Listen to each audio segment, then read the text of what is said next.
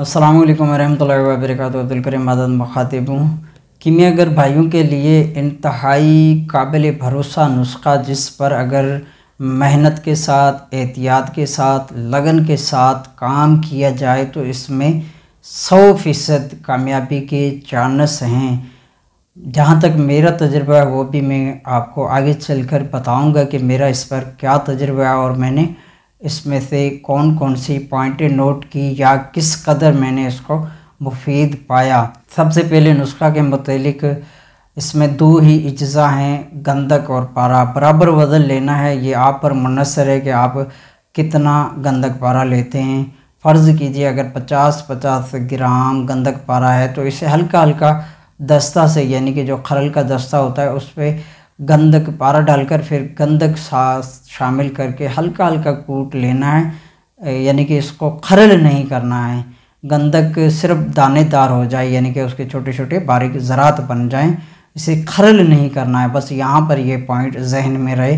खरल करके पाउडर बनाते हैं, जैसा कि कजली बनाते हैं, इस तरह नहीं किया जाएगा। सिर्फ छोटे छोटे टुकड़े कर लेने हैं गंधक के।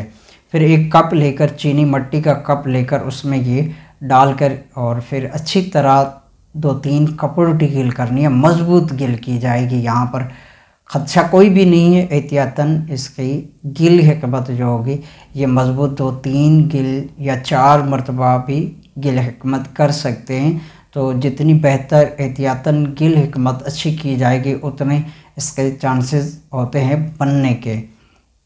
उसके बाद इसके नीचे कोई ऐसा, यानी कि ईंट, या आज तो जदीद दौर है, हमने कम से कम 20-25 साल पहले बनाया था तो उस वक्त इतनी सहूलतें भी मैसर नहीं थी। तो आजकल जदीद सहूलतें मैसर हैं और छोटे छोटे जो चूल्हे भी, गैस वगैरह के चूल्हे बारीक छोटे वाले, जितनी उस पर आग रखी जाए, या ऑन सिस्टम भी है, जितनी आग रखी जाए वो बंदा उसको आग को भी सेट कर सकता है। तो जो हमने बनाया था वो तरीका इस तरह था कि माचिस की 2 तीलियों की आग दी जाएगी, यानी कि इस पर इतनी मेहनत थी, कड़ी मेहनत जिसे कहा जाए। सिर्फ आग देने का तरीका जो था, सिर्फ 2 तीलियों के आग देने का तरीका था। मुसलसल 12 घंटे तक इसकी आग थी।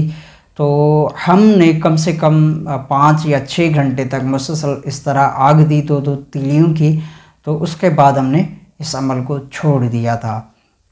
अच्छा, जब हमने 5-6 घंटे, करीबन 5-6, क्योंकि एक अरसा गुज़र चुका है, तो इतना ही जहाँ तक यादगिरी है कि 5 से 6 घंटे तक हमने इस पर काम किया था।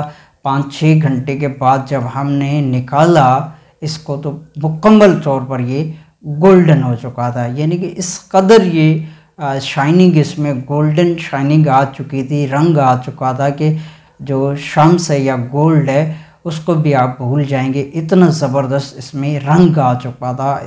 यानी कि पूरा का पूरा पारा जो था वो सारा का सारा गोल्ड हो चुका था। तो अगर महारत के साथ इसको 12 घंटे तक इसी तरह 2 तीलियों की, यानी कि जो माचिस की तीली होती है इस तरह की लकड़ी टाइप, या तीली ही रख लें या लकड़ियाँ इस तरह बारीक, तो उनकी आग दी जाएगी। या तो फिर दीप वगैरह, क्योंकि हमने सिर्फ लकड़ियों की आग दी थी, 2-2 तीलियों की तरह बारीक लकड़ियाँ बनाकर उसकी आग दी थी।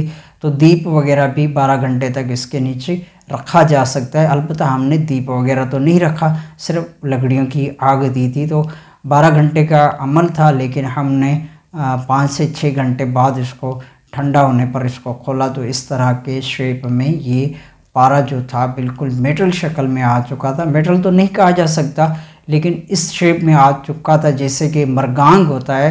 तो इस तरह बिल्कुल सेम गोल्ड से भी ज़्यादा शाइनिंग इसमें पाई जाती थी। तो अगर कोई शख्स इस तरह इस पर अमल करके और महारत के साथ इसको बनाए तो मैं समझता हूँ इसमें कामयाबी के चांस कीमियागर के हवाले से बहुत ज़्यादा हैं। बाकी तो मुक़द्दर की बात है कि कौन कामयाब होता है कौन नहीं होता। मेरा जहाँ तक तजुर्बा था, मैंने आज से 25 साल 20-25 साल पहले ये अमल किया था, तो यहाँ तक मैंने इसके रिज़ल्ट पाए जो आप दोस्तों से शेयर कर दिए। अगर आपका दिल मुतमईन हो ख़ास तौर पर कीमियागरी के हवाले से तो आप बना लीजिएगा। मैंने अपना तजुर्बा आप दोस्तों से शेयर कर दिया है। आपकी दुआओं का तालिब, अब्दुल करीम आज़ाद।